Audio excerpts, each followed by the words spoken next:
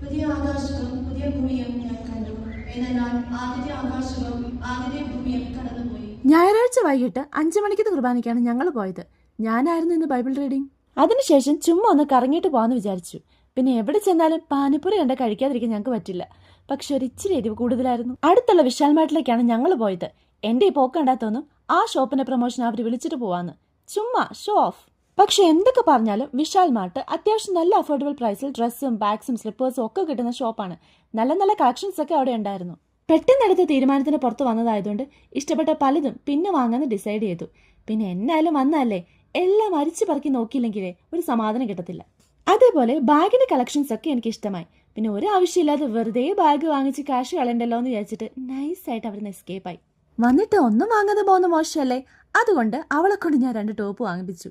ബാംഗ്ലൂർ വന്നിട്ട് Vishal mart visit ചെയ്യാത്തവർ ഒന്ന് ട്രൈ ചെയ്യാൻ നോക്കണേ.